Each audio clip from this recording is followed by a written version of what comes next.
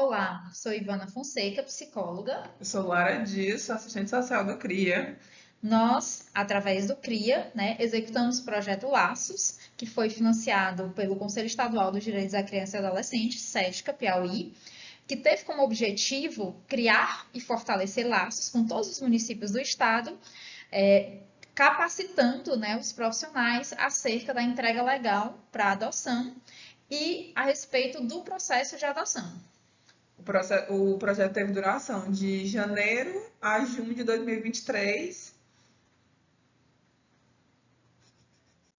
O CRIA, ele é uma entidade sem fins lucrativos, fundada em junho de 2009, pela coordenadora atual, Francimélia Nogueira, e ele trabalha com a adoção, mas também tem uma série de outros projetos relacionados a crianças e adolescentes que estão em situação de vulnerabilidade, que estão em serviços de acolhimento, além de executar também serviços de acolhimento em família acolhedora. Vamos conhecer um pouco a respeito dos programas e projetos.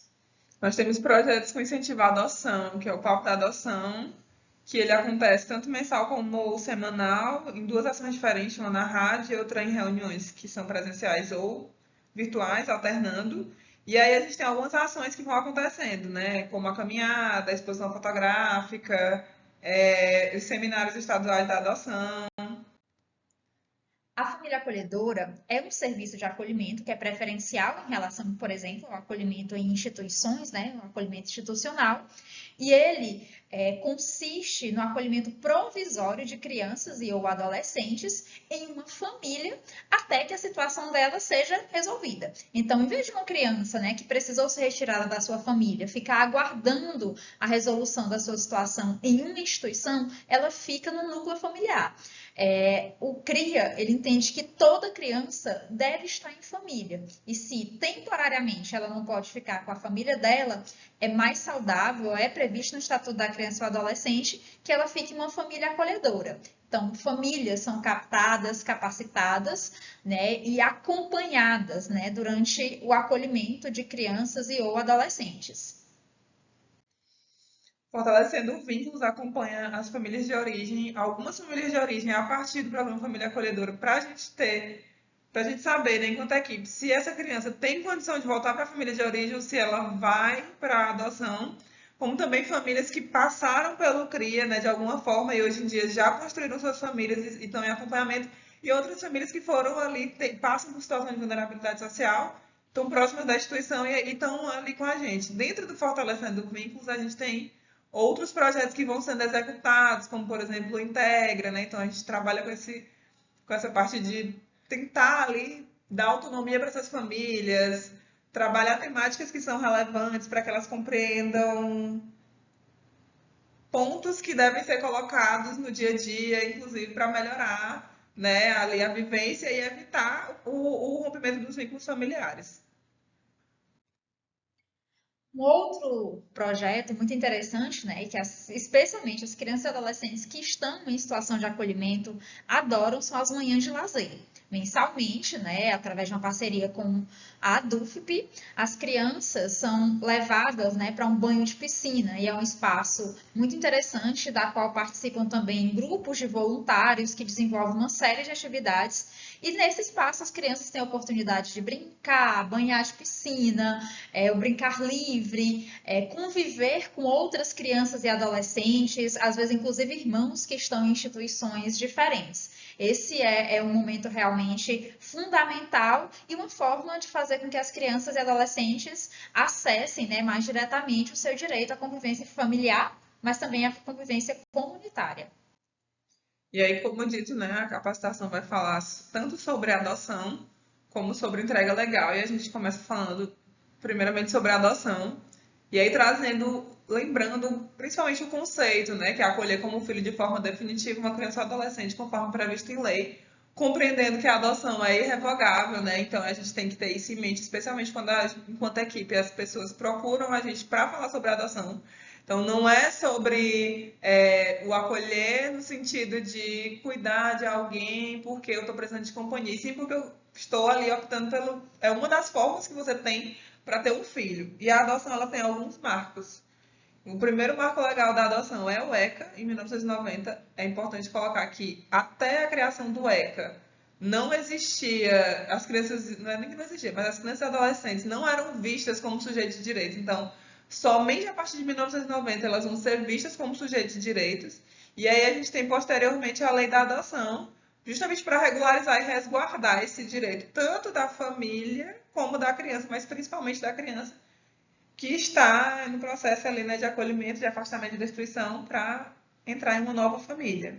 É importante destacar que a adoção tem toda essa regulamentação formal, mas ela trata-se realmente de uma atitude. Adotar é você tornar filho, é você se tornar pai, você se tornar mãe de uma criança ou adolescente. E isso é em definitivo. Então é muito importante que hoje a gente já compreenda que a adoção ela não mais remete àquelas situações, né, de épocas anteriores, mas que a gente sabe que às vezes ainda acontece, de pegar uma criança para criar. Não, a adoção ela se refere à formalização, né, inclusive jurídica, para tornar aquela criança ou aquele adolescente, aquele grupo de irmãos, seu filho se tornar realmente família com todos os direitos, né, que passam a ser assegurados como filho.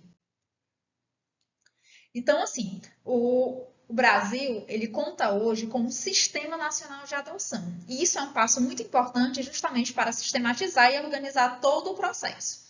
Quando uma criança ela é voluntariamente entregue, né? A gente vai falar um pouco mais a respeito da entrega legal. Ou quando, por uma situação de violação de direito, ela é retirada da sua família e entende-se que não é possível que ela retorne àquele contexto, ela pode ser destituída do poder familiar. São essas duas situações que vão fazer com que uma criança ela esteja ali disponível e apta para construir uma nova família, né, para ser adotada. Essas crianças, né, que passaram por todos esses processos jurídicos, elas são inseridas nesse cadastro. Cadastro esse que também contém lá a lista de pessoas que foram habilitadas, né? Estão ali disponíveis e preparadas para adotar uma criança. Então, quando os pretendentes eles são habilitados, são incluídos nesse cadastro, no qual estão as crianças, e seguirão uma fila. Mas essa fila, é importante dizer, que vai ser de acordo com o perfil estabelecido pelo pretendente, né? Vai cruzar aquilo que o pretendente busca e aquelas crianças que estão disponíveis para adoção. Aí, o passo a passo para a adoção, o que é uma pergunta muito comum quando as pessoas acessam, né, a equipe, e é uma dúvida. A gente está deixando disponível aqui toda a documentação, e aí, primeiramente, explicar, né, que essa tomada de decisão é muito importante, e retoma aquilo que a gente falou. A adoção é irrevogável, então compreender que você tá fazendo o primeiro passo para ter um filho, né? E aí, levar as cópias dos documentos. Uma dúvida que as pessoas costumam ter: somente pessoas casadas podem adotar? Não. Tanto pessoas solteiras como pessoas casadas, e independe do tipo de relacionamento. Então, não importa se é um relacionamento homoafetivo ou não, é independente. Se não existe certidão de casamento, união estável, tem que ter declaração de união estável. Aí, documentos pessoais, comprovante de renda de residência. Outra dúvida comum sobre a renda. É preciso que se tenha comprovante de renda, que você comprove a renda. Mas não é preciso ser uma pessoa rica com a renda elevadíssima para conseguir adotar. Então, é sempre bom passar isso também. O atestado de sanidade física e mental ele pode ser entregue por qualquer médico que já acompanha essa pessoa.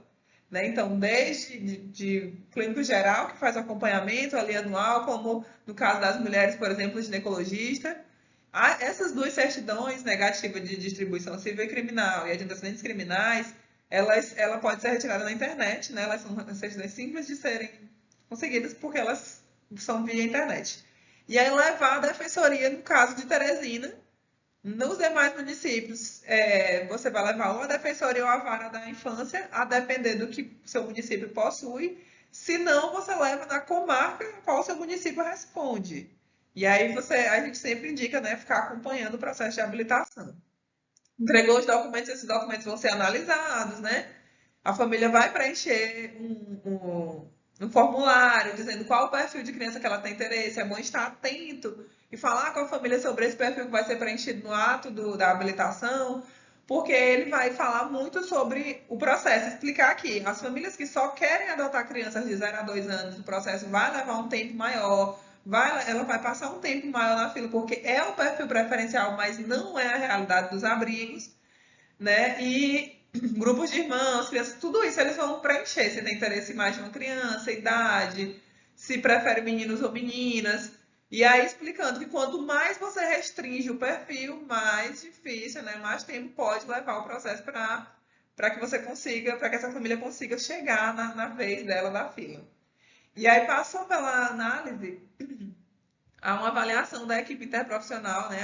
Assistente social e psicólogo, vai ter uma conversa com o psicólogo, vai ter uma visita do serviço social para garantir que esse local e que essas famílias, né, é um local seguro para essa criança chegar. É preciso que seja feita a preparação, né, o curso de adoção que a gente chama. Hoje em dia, não precisa mais esperar acontecer o curso aqui em Teresina. O curso pode ser feito de forma virtual em qualquer vara que esteja acontecendo em qualquer lugar do país. O certificado é adicionado ao processo e ele vai valer. Fez todas essas etapas e está inserido no Sistema Nacional de Adoção e Acolhimento. E aí o sistema vai fazer esse cruzamento de buscar, né, uma família para criança ou adolescente. E aí conseguiu encontrar, a vara faz a ligação. É importante que a família entenda que a gente explique, porque eles também às vezes chegam com essa dúvida. Na hora que a vara ligar, ela não vai imediatamente levar a criança para casa, né? Existe uma fase de adaptação que vai ser cumprida ali até se ter certeza e aí formar uma nova família, né? Além dos aspectos jurídicos, é muito importante se atentar a outras coisas que, por assim dizer, não cabem exatamente em um formulário, né? Os aspectos emocionais e sociais, eles também são muito importantes de se refletir sobre, porque eles afetam diretamente todo o processo da adoção. Né? Tanto aspectos relacionados às famílias pretendentes quanto das crianças e adolescentes. Então, as características de temperamento, as demandas, os recursos individuais, eles precisam, né, ser pautados, né, a tomada de decisão, né, que foi mencionada, ela precisa envolver um olhar para si, para a partir desse olhar para si você conseguir receber esse outro. As crianças, os adolescentes são pessoas, né? Nós somos pessoas que estamos em desenvolvimento.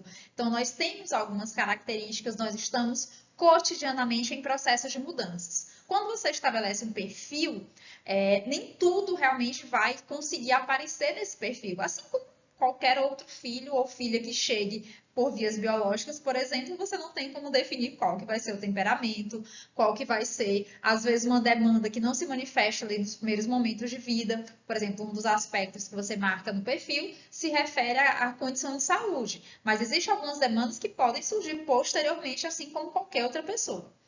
É importante também considerar as histórias de vidas, né? Tanto da família, porque isso vai ter a ver com as motivações para a adoção. O que é que aquela família já experimentou? O que é que significa se tornar pai, se tornar mãe, né? Se tornar irmão, né? Pela adoção. É muito importante que a gente entenda também que as histórias de vida da criança e do adolescente, eles não serão apagadas, né? E dependendo da idade, essas histórias elas vão estar ali na memória e precisam ser acolhidas. Então é importante entender que a vida daquela criança, daquele adolescente, ela já tem uma série de processos que aconteceram que não determinarão o seu futuro, mas que farão parte da história, né? E a ideia de quando uma criança ou adolescente vai para a adoção é justamente que ela possa agora construir capítulos melhores, capítulos mais felizes dentro da sua história. Em relação às motivações para a adoção, é importante que seja se tornar pai ou se tornar mãe. A adoção, historicamente, ela foi muito relacionada à questão da bondade, da caridade, e não pode ser essa a motivação. Ninguém pode querer se tornar pai ou mãe, nem de uma criança biológica ou por adoção, porque quer ir para o céu, ou seja, lá no que a pessoa acredite. É muito importante ter clareza de quais são esses motivos. Então, além do curso, né, mencionado, que faz parte do passo a passo, é muito importante para a pessoa, para esse processo de amadurecimento, participar de grupos de apoio à adoção. A exemplo do CRIA, que tem grupo de apoio à adoção, porque vai ter a oportunidade de compartilhar experiências, de escutar experiências de outras pessoas que estejam em várias fases do processo. porque é natural que haja uma série de medos, expectativas, desejos. É preciso considerar ali quais são as dificuldades que fazem parte desse processo, tanto do processo de tornar-se pai e mãe, quanto também da criança, né, de se tornar filho, de se tornar parte ali de uma nova família que ela ainda vai conhecer. Então, o acompanhamento, né, psicossocial na fase de adaptação, nesses primeiros momentos, é importante, mas quanto mais se prepara já quando dá ali os primeiros passos, melhor tende a ser o processo. Não tem a ver com ser totalmente fácil, porque se tornar pai e mãe não é fácil. É uma coisa que pode ser muito maravilhosa, mas é também muito difícil. Então, é importante, de fato, que se compreenda para estar disponível para acolher todas essas emoções relacionadas ao processo. É necessário ainda ter clareza acerca do processo de desenvolvimento e dos vários fatores envolvidos na chegada dessa criança, desse adolescente. Se já tem outros irmãos, se a criança é pequena, se já é um adolescente, quais são os elementos ali mais marcantes nessa fase de desenvolvimento. Tudo isso, né, a consideração de todos esses fatores, é justamente para contribuir para que o processo ele seja o mais tranquilo e fluido possível, né, para todos os envolvidos. E aí a gente tem aspectos sociais também sobre a adoção, né? Porque a adoção não é só sobre a criança e a família, né?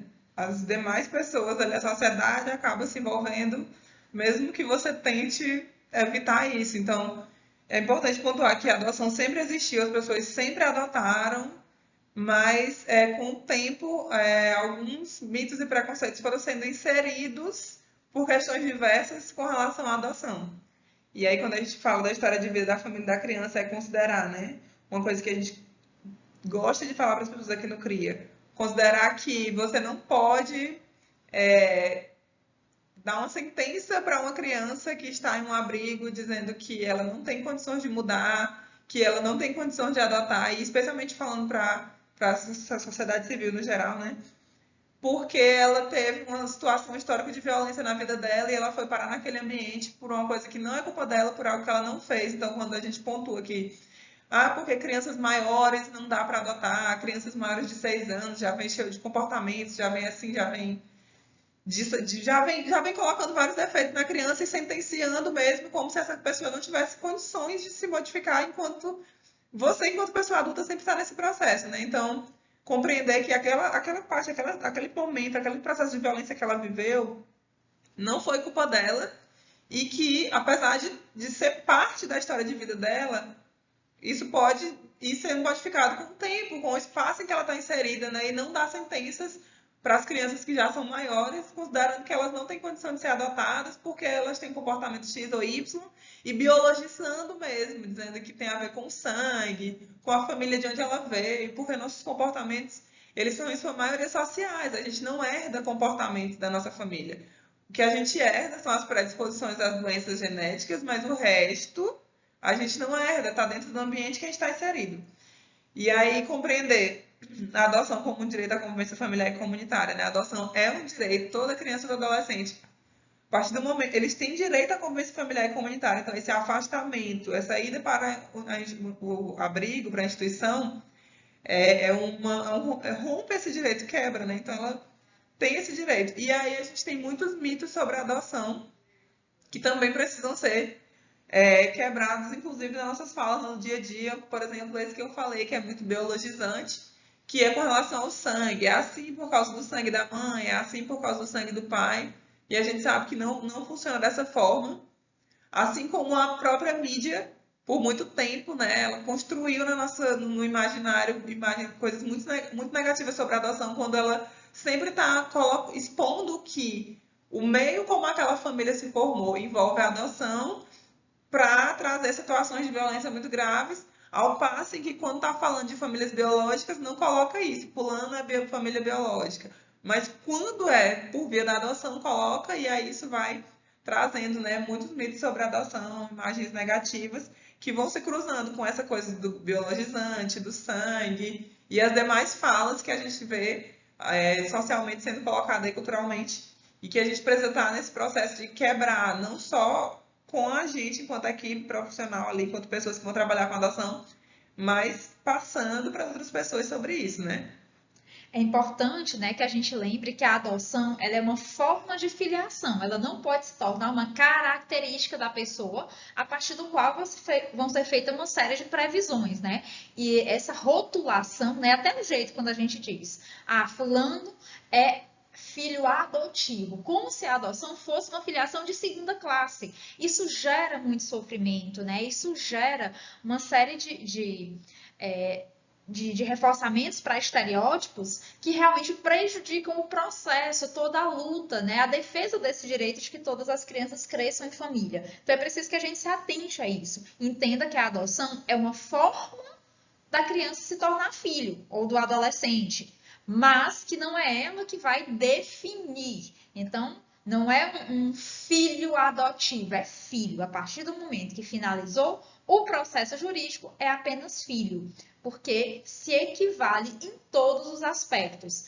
A filiação por vias da adoção, da filiação biológica. Então, é muito importante que a gente se atente, né, como a Luara falou, a essa nossa fala cotidiana, as notícias, o jornal, tudo isso contribui para reforçar estereótipos negativos. Mas quando a gente para escutar melhor as histórias negativas sobre a adoção, pelo menos a impressão pessoal que eu tenho é que, na maioria, não houve efetivamente a adoção, nesse sentido de se tornar filho de verdade.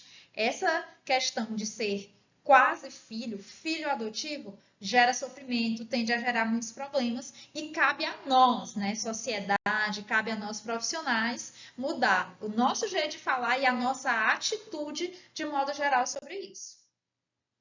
A primeira infância, né, ela é um momento muito especial do desenvolvimento. Como já foi dito, todos nós aqui estamos nos desenvolvendo, independente da idade. Se eu tenho 30 anos, se eu tenho 50 anos, se eu tenho 10 anos, nós estamos nos desenvolvendo.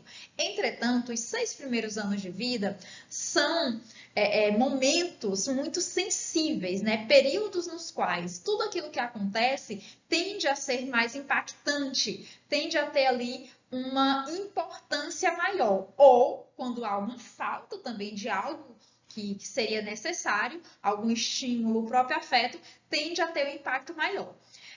Pensando nisso, né, o Brasil ele tem tentado unir esforços, né, de várias áreas, assistência social, saúde, educação, em torno da primeira infância, né? A rede de primeira infância, ela busca justamente destacar que é fundamental que a gente garanta desde o nascimento, na verdade até antes, né, já com as gestantes, condições adequadas através da efetivação dos direitos, inclusive convivência familiar e comunitária, para que aquela criança e depois aquele adolescente, ele consiga se desenvolver da forma mais saudável possível. A primeira infância tem uma rede, né? E aí vocês podem colocar no Google Rede Primeira Infância, onde a gente tem muitos dados que vão versar justamente falando sobre a importância dessa fase. E a gente vai ter muita pesquisa, muitos gráficos que vão trazendo vários dados importantes para a gente entender essa fase, né? E entender por que que na primeira infância, por que que a primeira infância precisa ser prioridade nas políticas públicas brasileiras. E aí, pensando nessa priorização nas políticas públicas brasileiras, existe essa nova resolução que vai uniformizar o procedimento de entrega protegida e vai prever novos prazos para evitar que, quando uma mulher tem interesse em entregar a sua criança, o seu bebê, que ele não passe pelo acolhimento, que ele possa ir diretamente, esse bebê possa ir diretamente para uma família e evitando que haja, né, esse processo de acolhimento que a gente sabe que acaba sendo muito prejudicial para o bebê, principalmente para o bebezinho quando ele chega nessa primeira fase. E aí, a partir de agora, a gente vai tentar trazer aqui mais algumas informações a respeito da entrega legal, né? Da entrega voluntária para adoção, né? Que teve agora, né? Já acontecia, já era possível de acontecer, mas teve agora em janeiro uma regulamentação, uma resolução nova para uniformizar esse processo. Então, assim, entendendo que a criança, especialmente nos primeiros anos, ela requer essa atenção especial, é muito importante que a gente fale disso para as pessoas, que a gente entenda que se uma mulher engravidou, mas não pode ou não deseja ser mãe, aquela criança tem o direito de ser filho, porque a entrega legal é isso, é sobre o direito de ser filho. Uma mulher que deseja entregar o seu filho e ela manifesta isso de qualquer forma, ela vai precisar ser acolhida e não sofrer nenhum tipo de constrangimento. E nesse ponto é muito importante que a gente sempre faça, né, uma reflexão enquanto trabalhadores, enquanto trabalhadoras, mas enquanto pessoas, a respeito das nossas próprias crenças pessoais. A gente precisa distinguir aquilo que eu acredito, aquilo que eu utilizo para a minha vida, aquilo que eu acho que deve guiar o meu comportamento, daquilo que vai guiar, que vai, de alguma forma, impactar a vida do outro. Minhas crenças, minha vida. Vida do outro, crenças do outro. E a gente precisa fazer essa separação. Porque da mesma forma que nós somos livres para crer, para ter opiniões, desejos, processos, as outras pessoas também o são. E nós, especialmente quando a gente está no nosso local de trabalho, nós não podemos, né, estar ali com uma postura que vá de qualquer forma tentar impor essa crença no outro. É preciso que a gente tenha essa clareza. Por mais que para mim faça sentido ser mãe, eu preciso acolher aquela mulher que, como eu disse, naquele momento não deseja, às vezes em nenhum outro momento vai desejar também, mas às vezes naquele momento ela não deseja ou não pode se tornar mãe daquele filho. A gente tem uma ideia realmente do amor materno como algo automático e natural, e na verdade não é assim que acontece.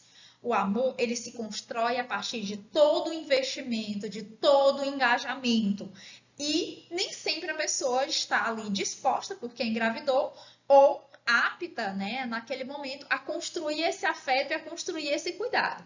Quando a gente falou no início, né, que a adoção é tornar filho, o que a gente vê, né, de forma recorrente é que sim, muitas crianças biológicas nasceram, mas elas não foram adotadas, elas não se tornaram filho. Então, falar sobre entrega legal, como eu disse, é tentar, né, sensibilizar as pessoas, tentar naturalizar o direito de todas as crianças serem filhos. Então, quando uma mulher manifesta esse desejo, nós temos que garantir um atendimento que seja humanizado, resguardar os direitos tanto da mulher, que se refere ao sigilo, né, essa liberdade, né, individual, como também aos direitos daquela criança.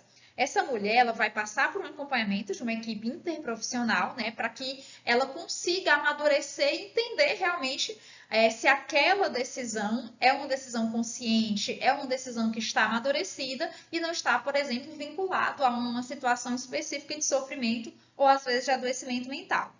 Mas quando a mulher manifesta esse desejo, já no primeiro momento a gente precisa encaminhar para que ela seja acompanhada. E a gente tem que ficar atento para não julgar e até com a sutileza do nosso olhar, da nossa postura. A gente sabe que por mais que isso já acontecesse, né, ao longo de toda a história, acontecia de formas muito variadas e às vezes acontecia, inclusive, trazendo uma série de prejuízos, né? Tanto para a mulher, quanto para a criança, quanto para a família que acolhia, né, essa criança que foi entregue. A ideia é que a gente conheça o processo legal para garantir, de fato, que a entrega ela aconteça de uma forma segura para todo mundo, para a mulher, para a criança e para a nova família. A entrega é um direito e ela precisa ser acolhida, mas ela precisa ser informada. Então, a gente precisa falar disso com os grupos que a gente tem, seja no âmbito da saúde, da educação, porque quanto mais a gente falar sobre, quanto mais a gente naturalizar, mais isso vai realmente fazer parte do imaginário social e vai ser, né, talvez uma opção entregar, em vez de, por exemplo, abandonar, né? A campanha, né, encabeçada aqui pelo CRIA, tem uma frase que eu acho que define muito isso, que abandonar é crime, a entrega para adoção é um ato de amor, justamente por ser uma atitude extremamente protetiva. Eu não quero ser mãe, eu não posso ser mãe, mas eu vou entregar para que essa criança tenha o direito, né, de viver em família. E aí, sempre que a mulher manifestar o desejo de entregar, né, o primeiro passo é encaminhar para a vara da infância, né, do município ou instituição equivalente, para que possam ser dadas os encaminhamentos necessários para que essa criança tenha o direito resguardado, tanto essa criança como essa mulher. Então, a criança deve ter os seus direitos resguardados, podendo ser encaminhada para a primeira família da fila da adoção. Na vara da infância, a equipe vai, de acordo com a nova resolução, né? Já vai estar capacitada. Essa nova resolução ela é de janeiro de 2023. Então, a equipe já vai estar capacitada para receber essa mulher dentro disso que foi falado, né, no slide anterior, para compreender que há necessidade de agir com celeridade e compromisso ético para a criança poder ir para a fila da adoção e ser entregue para uma família que está aguardando ali essa criança. Então, o que a equipe faz, basicamente? Primeiro passo, acolhimento, escuta, atendimento humanizado, encaminha para a vara da infância. Para a vara da infância, dar os encaminhamentos seguintes com relação ao destino ali, né, para resguardar o direito dessa criança. E aí, né? Por que a gente está fazendo tudo isso e falando sobre tudo isso? O que a gente espera? O que a gente gostaria, né, da rede, dos municípios de modo geral? A gente acredita que ainda, né, que nem todas as pessoas tenham tido a oportunidade de participar, né, ao vivo das nossas capacitações, mas que acesse de alguma forma esse material, que seja, né, um agente nessa disseminação das informações, de informações de qualidade. Nós falamos, né, a respeito de alguns mitos, existem realmente muitos mitos sobre a adoção, sobre a entrega legal, mas é a informação, é a orientação adequada que vai ajudar a derrubar esses mitos e a tornar, né, a adoção como uma filiação como qualquer outra, tornar a entrega legal como uma possibilidade adequada e segura quando a mulher não quer se tornar mãe. Então, fortalecer a rede de assistência às famílias com crianças e adolescentes em situação de vulnerabilidade e violação de direitos é fundamental e isso passa, sim, por esse processo, né, de formação, de capacitação. E é a partir disso, né, que a gente vai conseguir criar mais estratégias de articulação, conseguir, de fato, né, pensar em como é que a gente vai colocar no nosso cotidiano essas informações, né, os documentos para serem discutidos em equipe, mas falar disso, né, maio é o mês da adoção, mas todo ano, como é que a gente vai está disseminando informações, porque esse desconhecimento a respeito desses processos da entrega voluntária e da adoção gera sofrimento. O nosso papel vai ser prioritariamente de favorecer o acesso a informações de qualidade, garantir os encaminhamentos necessários, porque isso vai promover um fortalecimento ali da nossa rede, da nossa proteção para crianças e adolescentes. E aí, criar estratégias de articulação e fortalecimento do sistema, né? Com atenção especial à primeira infância, então compreender aí o que é o processo da primeira infância, a necessidade da priorização de políticas públicas. E aí, fortalecimento de rede é também isso que a gente está fazendo, né? Estar próximo dos municípios, estar próximo das outras instituições que também trabalham com a garantia do direito da criança e adolescente. Promover e participar de campanhas educativas, mitos sobre adoção, processo de habilitação, entrega legal. E aí, nesse momento, inclusive, eu queria estar sempre se disponibilizando a estar junto, a fazer capacitação, a fazer palestra, a estar nos espaços, seja de forma virtual, quando não há possibilidade do presencial, seja de forma presencial para os municípios mais próximos, né? Para estar nesse processo aí de fortalecer, de criar essas estratégias e fortalecer o sistema de garantia de direitos. E incluir esses temas no cotidiano do município, pensar cotidianamente nas crianças e adolescentes, nos seus direitos, inclusive no direito à convivência familiar e comunitária, né? Não esquecer o nosso papel enquanto profissional quando a gente começa a trabalhar na rede de proteção, quando a gente entra na rede de proteção, mas para além de estar dentro da rede de proteção, no nosso papel enquanto profissional, na nossa ética profissional, estar sempre atento a esses detalhes. Então, mesmo quando a gente estava falando anteriormente sobre os mitos da adoção e de como a gente precisa rever algumas falas que são feitas no cotidiano, isso também vai entrar, né, no dia a dia de pensar nelas cotidianamente. E a ideia realmente do projeto Laços é isso, é estar mais próximos, fortalecer os laços, criar novos laços, porque isso sim vai ser protetivo, né? Quanto mais a gente conseguir se articular, e como Lara disse, contem com a gente, mais a gente vai conseguir aí fortalecer de fato um ambiente, construir um ambiente no qual crianças e adolescentes vivam em famílias que sejam protetivas. E aí a gente agradece, né, esse slide, que essa fala é um resumo da capacitação. A capacitação durava 4 horas. E a gente deu um resumo aqui para deixar disponível, porque também é um dos objetivos do projeto, né? Relembrar o que a gente conversou, não pôde estar na capacitação, esteve aqui conosco, então a gente agradece bastante. E é isso, gente. Acompanhe, né, de forma mais próxima o trabalho do CRIA. Siga a gente nas redes sociais, né, @CRIA Piauí. E a gente está aqui justamente para isso, formar e fortalecer laços. Muito obrigada. Obrigada, gente.